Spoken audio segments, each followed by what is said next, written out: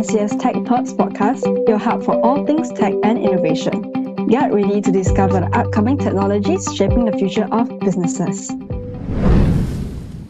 Hi everybody, I'm Xiang Zi from NCS. I'm the Senior Partner for Cyber, responsible for our cyber go-to-market business as well as our internal cybersecurity, and your host of the second episode of the Tech Talks podcast. In this episode, we'll be discussing the latest developments in digital trust and how enterprise business leaders can secure themselves as they embark on digital transformation programs. Today, I'm really thrilled to have Sandeep Patel from Google Security with us. Google is a very core partner to us, and we work very closely with them on many fronts. And most interestingly enough, Google has also recently completed its acquisition of Mandiant, one of the world's leading cybersecurity professional services organizations. So now over to you, Sandeep, to tell us a bit more about yourself. Thank you, Xiang Zi, and really appreciate the whole partnership which we have with NCS, and looking forward to the amazing conversations between the two of us. Just a bit about myself. My name is Sandeep Patel. I head the security partnerships and managed security services business for Asia Pacific and Japan. Been with Google for almost 3+ years. Obviously, love to have strong partnership, and we continue to grow together as a team. Just a fun fact, I had an opportunity to fly literally around the world, flew over the Pacific, landed into the US exactly for 8 hours. And after 8 hours, I was able to fly back out through the Atlantic back home in exactly 72 hours. Wow, that's fantastic. Actually, interestingly enough, I think I did the same thing many years ago. I was also on the ground for a few hours and I took the same flight back.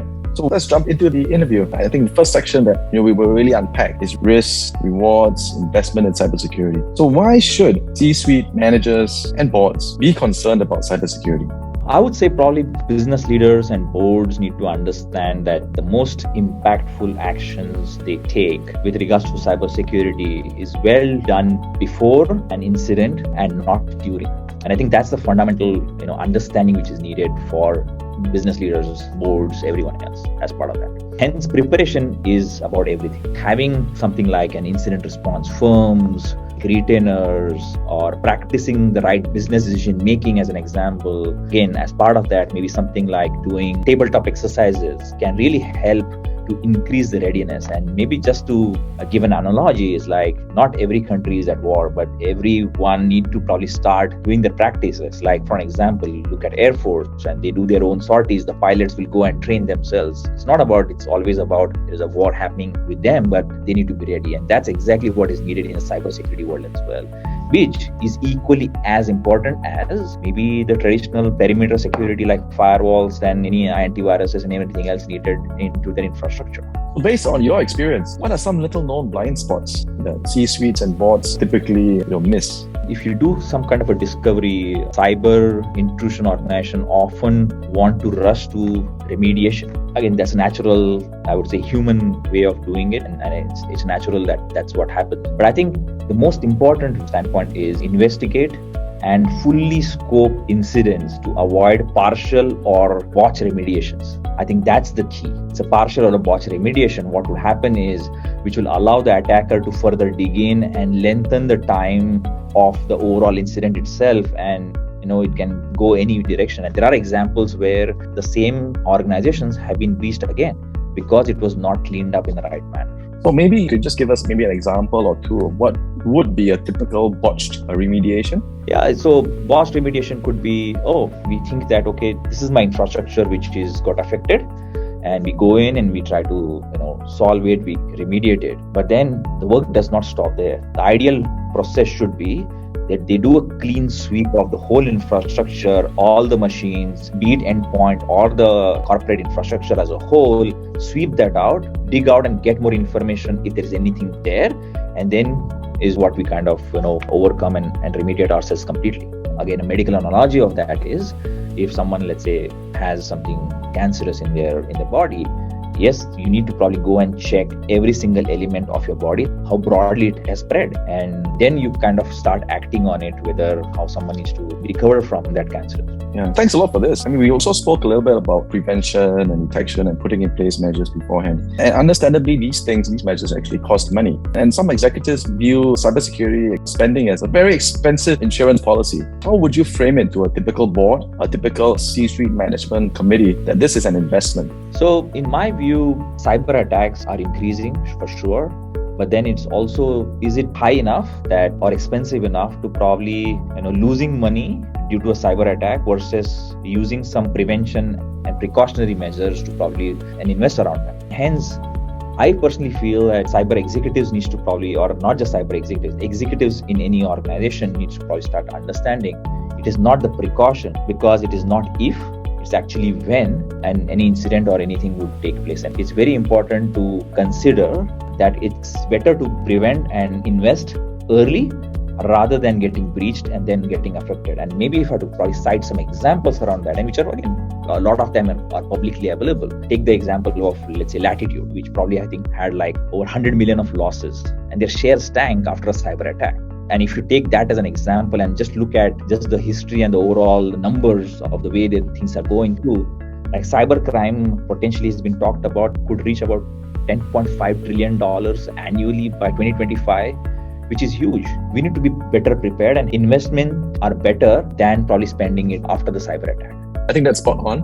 And I think that's also consistent with the experience that we see serving our clients as well, where you're absolutely right. The costs of dealing with a cyber breach are beyond the immediate cost of actually remediation, but it's also the reputational risk, the management time that's spent, and really the impact on the company's valuations in the markets can be quite significant. So moving right along, I mean, we've established that this is a really important issue for executives and for boards, and the latest buzzword these days is generative AI. We have to talk about it today. Really, you guys at Google are the best people to talk about it. From my perspective, there's always these conversations around cyber for AI, AI for cyber.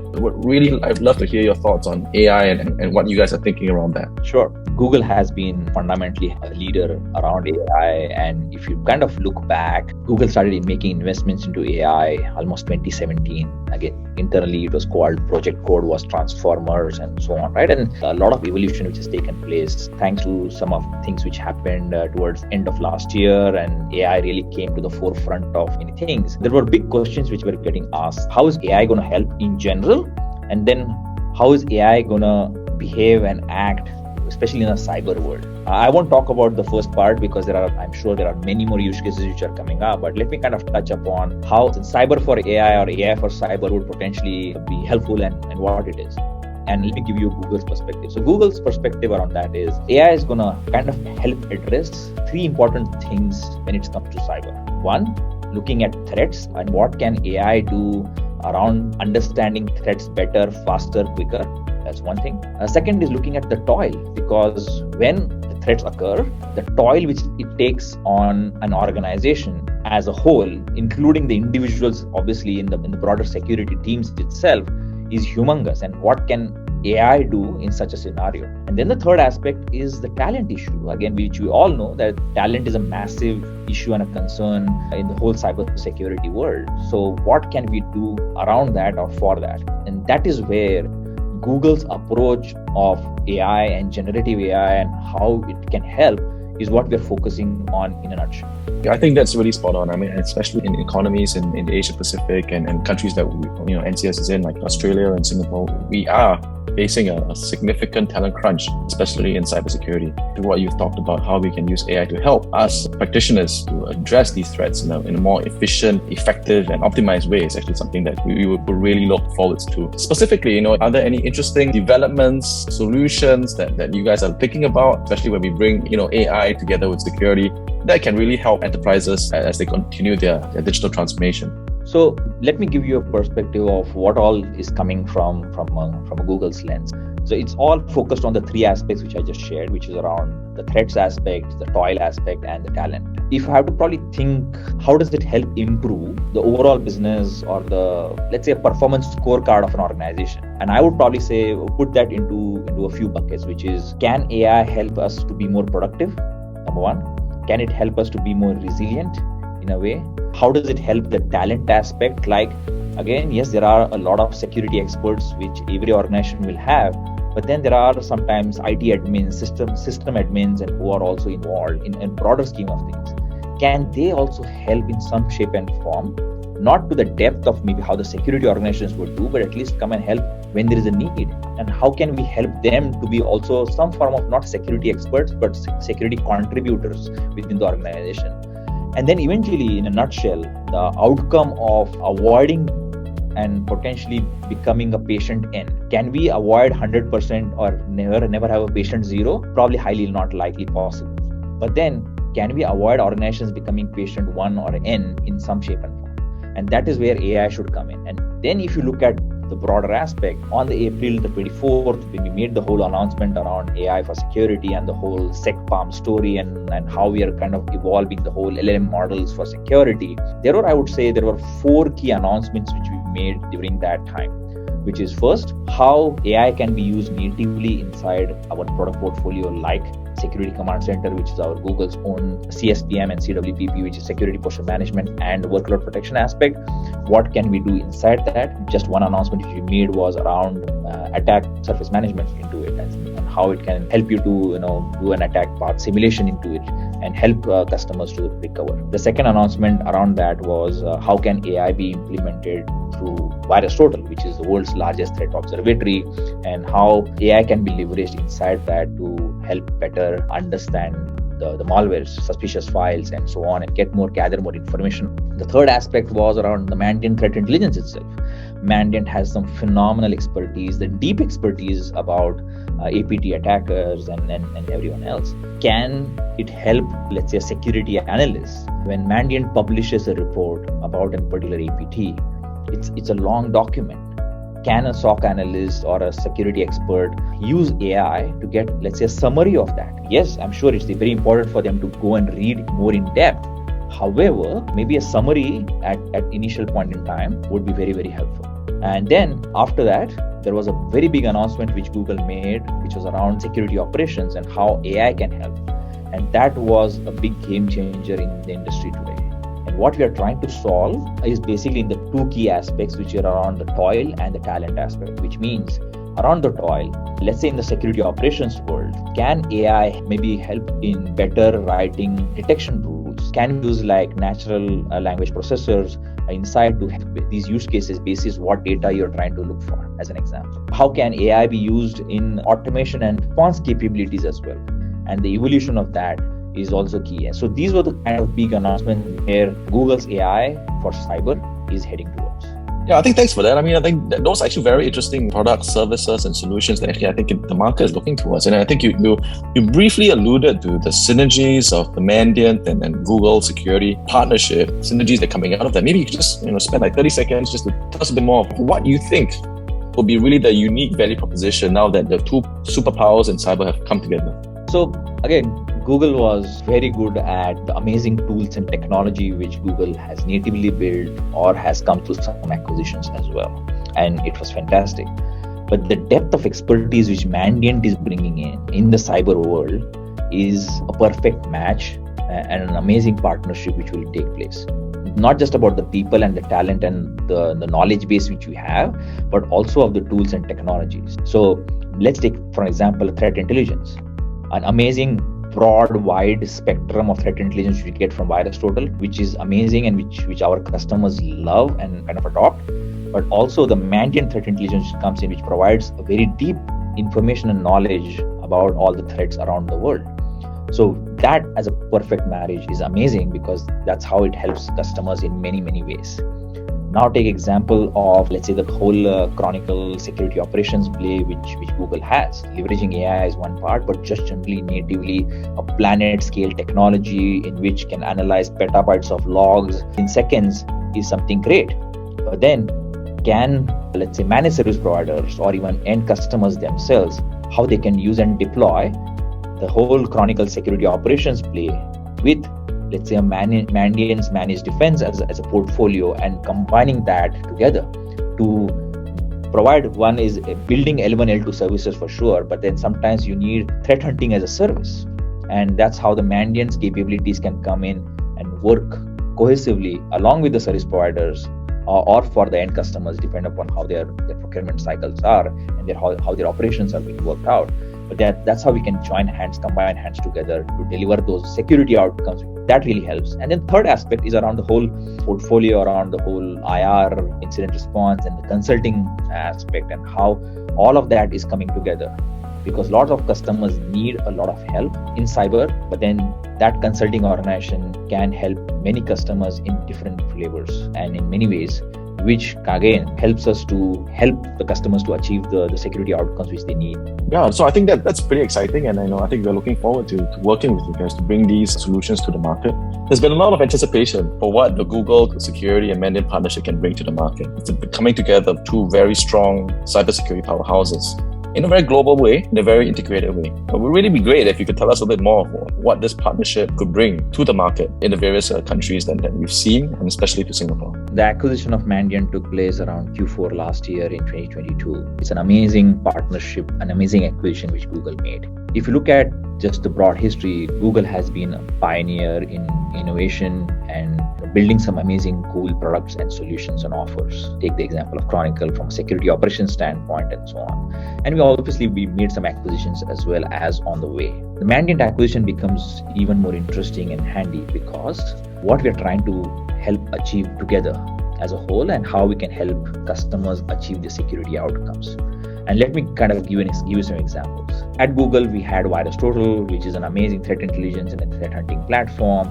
It provides a lot of breadth of information around all the threats around the world. But Mandiant's threat intelligence is something unique which customers love to onboard and buy because they provide a lot of depth of information around threats, around the various APTs and so on. Hence, it's a perfect marriage of how Google's and VirusTotal as a threat intelligence and the Mandiant threat intelligence can come together to provide the breadth and the depth of all the threats. That's just one example. Now let's look at the other portfolio.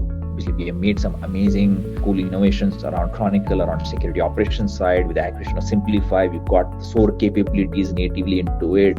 And what we're doing around that is something amazing. And especially with the AI aspects coming in, it will truly deliver what the customers are looking out from a security operations perspective. But then when we look at security operations, let's look at from a managed services standpoint of view, where again NCS plays a very important role.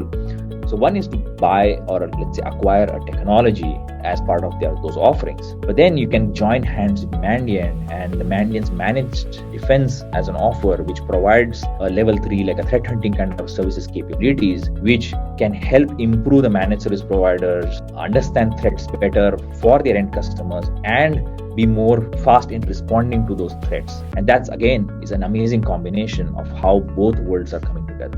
Thirdly, Mandiant is pretty much well known for their incident response and their consulting services, which is again unmatched. So all in all, when you look at it, the whole Google and the Mandiant portfolio, it's all kind of converging well. What's the benefit for our end customers or for managed service providers like yourself? The true convergence of amazing tools and technology with the services capabilities of Mandiant and all coming together to deliver the security outcomes which our customers are looking for. Yeah, thanks very much for that, Sandeep. Google has really been known to be really a front runner when it comes to things like innovation, testing the boundaries. If we were to cast our eye forward, looking towards what's on the horizon, what can you tell us about what you see is going to be the next big thing on cybersecurity, the role of AI, and any other new innovations at Google that you guys are seeing in this space? Sure. So I would say with the rapid rise of AI and capabilities, and AI capabilities as a whole, security is going to become all the more important for organizations to deal with and adopt these new disruptive technologies at scale. At the same time, attackers will continue to use the new tools to improve their offensive capabilities as well. Hence, some foundational elements will remain consistent, such as how would it improve their ability to detect, investigate, and respond to threats faster. And that's where the Chronicle's security operations play could become very important. So then we also are looking at how do you extend the team's expertise by complementing with words such as Mandiant before, during, and after a security incident, and how all those worlds are coming together to help our customers, again, as I mentioned before, to help us achieve the security outcomes. The third aspect is probably, understanding threats and proactively reducing risks and managing the residual risk as well in specifically. Those are the few things which will remain consistent, and that's where Google and Mandiant will kind of continue to focus on in the future as well. But there at the same time, there are some new elements as well which we need to start considering, which is securing the customers' cloud transformation efforts and understanding and meeting their digital sovereignty space and the related requirements around that, which is again very important.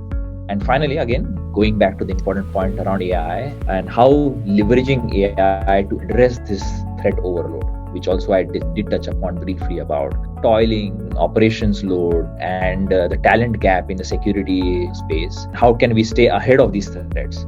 Is where Google is kind of pivoting over. The whole Mandiant acquisition and the whole AI story, which we are working on, the whole SecPalm play, all of this will come together, and that is where we'll start to see the future of how Google and AI and Mandiant will all come together for us. I think that makes complete sense. These are challenges that we've seen coming up in the past, and something that we have to address and going forward. And it's not something that we can address very quickly. And certainly, I think the speed of technology, the speed of innovation that you guys bring to the table is something that will help us address some of the issues talked about around toil and trouble for SecOps teams. So maybe let me wrap up. Just really one last question to get your views on this, and really what would be top of your wish list for C-suite managers and boards in this area of cybersecurity and digital trust. And in my mind, actually, how do we make this simple? Because we've talked a lot about in cybersecurity, there's a lot of thought leadership, complex terms, and sometimes we tend to make it too complex. But if we were to simplify it and really boil it down, what would be on top of your wish list for these very senior people in organizations? I think, in my view, as organizations get digitally transformed, and we've seen how it got accelerated during the pandemic and how organizations have adopted cloud and getting digitally transformed, cybersecurity has become even more important role to play than ever. When you look at that, organizations have to make cybersecurity as a priority. I know it is already is for many, but I think it's for every single organization needs to make that as a key priority. And if they want to really protect their business assets, their employees, and their end customers as well, like consumers, it's important for their business assets, which are now digital, to be protected as a whole. It has to be architected into a solution from the start rather than like a bolt-on solution. It should be built in, and native capabilities have to be really looked at, and which is why I think it should not be an afterthought, but it should be like a truly built-in approach. So when things do go wrong, and as I mentioned before, it is not about if it is, it's always about when. Organizations needs to start getting actionable information to their impacted stakeholders quickly, effectively, so that they can take their own preventive measures to minimize the likelihood of any impact to themselves, to their stakeholders, and even sometimes to their shareholders as well in that regard. Thanks very much. That actually aligns with the conversations that I've been having with our clients as well. Right? In my mind, if you really want to keep it simple, one of the things that I speak with our clients on is really think in terms of risk, in terms of business impact, risk in terms of likelihood of things going wrong, and how do we frame things we do in cybersecurity, in digital trust, protecting assets within that frame. And then that makes for a very meaningful discussion at the C-suite level and the board level, so that it helps inform them about the kind of investments that need to be made, the kind of protections, measures that need to be put in place, and the way that these issues need to be thought about as business problems rather than just technical issues in the conversations that are being had. And so really, with that, thank you, Sandeep, so much for joining us today, really taking us through the world of digital trust and cybersecurity. Really appreciate your candid views and sharing, and really look forward to working closely together with you and market together with Google and Mandiant in the future. Thanks very much. Thank you for tuning in to Tech Talks. Be sure to hit the subscribe button on our podcast channel so you never miss out on the latest and greatest insights from industry leaders and experts.